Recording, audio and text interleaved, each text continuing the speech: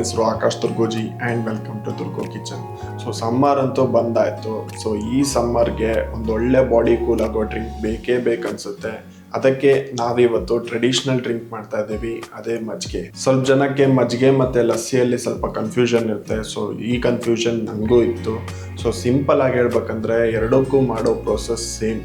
But ಲಸ್ಸಿಯಲ್ಲಿ ನಾವು ನೀರು ಹಾಕಲ್ಲ, ಆಮೇಲೆ ಮಜ್ಜಿಗೆಯಲ್ಲಿ ನಾವು ನೀರು ಜಾಸ್ತಿ ಹಾಕ್ತೀವಿ. ಅದಕ್ಕೆ ಮಜ್ಜಿಗೆ ಲೈಟ್ ಮತ್ತೆ ರಿಫ್ರೆಶಿಂಗ್ ಡ್ರಿಂಕ್. ಬಟ್ ಲಸ್ಸಿ ಸ್ವಲ್ಪ ತಿಕ್ಕಾಗಿರುತ್ತೆ, ಅದಕ್ಕೆ ಇದನ್ನ ಮಧ್ಯಾಹ್ನ ಅಥವಾ ಊಟ ಆದ್ಮೇಲೆ ಪ್ರಿಫರ್ ಮಾಡೋದು ಬೆಸ್ಟ್. ಮಜ್ಜಿಗೆ ಮಾಡೋದು ಇಷ್ಟು ಸಿಂಪಲ್ ಅಂತ ನಂಗೆ ಗೊತ್ತೇ ಇರಲಿಲ್ಲ, ನಾನು ರೀಸೆಂಟ್ ಆಗಿ ಕಲಿತೆ. ಅದಕ್ಕೆ ನಾವು ಇವತ್ತು 2 ಥರ ಮಜ್ಜಿಗೆ ಮಾಡ್ತಾ ಇದ್ದೀವಿ. ಒಂದು ರೆಗ್ಯುಲರ್ ಮಜ್ಜಿಗೆ ಮತ್ತೆ ಮಸಾಲ ಮಜ್ಜಿಗೆ. ಸೊ ವಿಡಿಯೋ ಸ್ಟಾರ್ಟ್ ಮಾಡೋಕ್ಕಿಂತ ಮುಂಚೆ ಫಸ್ಟ್ ಇಂಗ್ರೀಡಿಯೆಂಟ್ಸ್ ನೋಡ್ಕೊಂಡು ಬನ್ನಿ.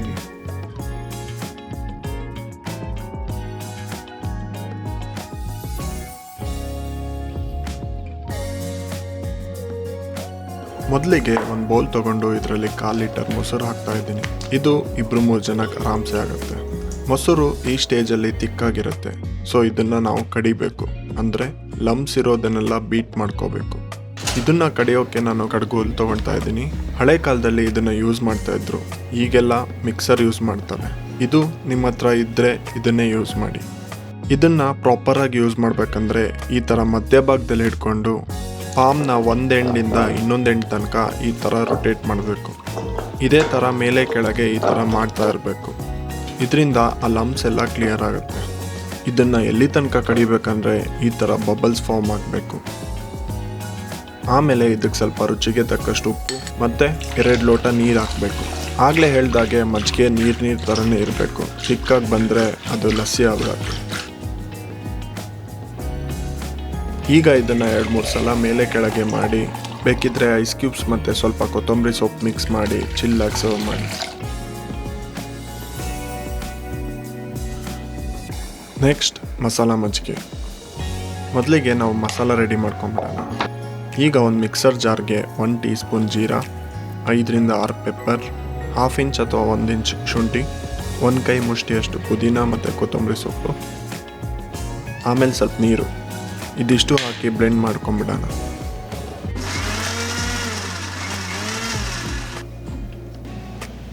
ನೆಕ್ಸ್ಟ್ ನಾವು ಮೊಸರನ್ನ ಕಡಿಬೇಕು. ಇಲ್ಲಿ ನಾನು 1/2 ಲೀಟರ್ ಮೊಸರು ತೊಗೊಳ್ತಾ ಇದ್ದೀನಿ. ಆಗಲೇ ನಾವೇನು ಪ್ರೋಸೆಸ್ ಫಾಲೋ ಮಾಡಿದ್ವಲ್ಲ ಅದೇ ಪ್ರೋಸೆಸ್ ಫಾಲೋ ಮಾಡಿ ಚೆನ್ನಾಗಿ ಕಡಿಬೇಕು.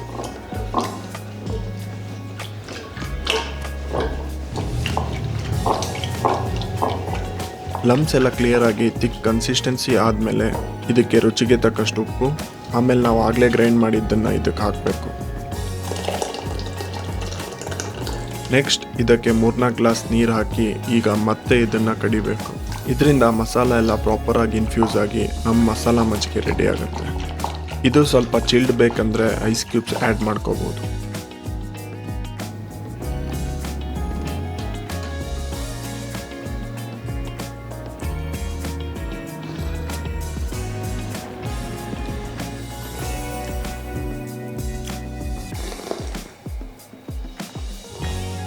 ನೋಡಿದ್ರಲ್ಲ, ಬೇಸಿಗೆ ಟೈಮಲ್ಲಿ ಬಾಡಿ ಕೂಲ್ ಆಗೋಕ್ಕೆ 2 ಥರ ಮಜ್ಜಿಗೆ ಹೇಗೆ ಮಾಡಿದ್ವು ಅಂತ. ಡೆಫಿನೆಟ್ಲಿ ಟ್ರೈ ಮಾಡಿ. ಹಾಗೆ ಈ ಚಾನಲ್ಗೆ ಇನ್ನೂ ಸಬ್ಸ್ಕ್ರೈಬ್ ಮಾಡಿಲ್ಲ ಅಂತ ಸಬ್ಸ್ಕ್ರೈಬ್ ಮಾಡಿ ಅಂತ ಹೇಳ್ತಾ ಮತ್ತೆ ನೆಕ್ಸ್ಟ್ ವಿಡಿಯೋಲಿ ಸಿಗೋಣಂತೆ. ನಮಸ್ಕಾರ.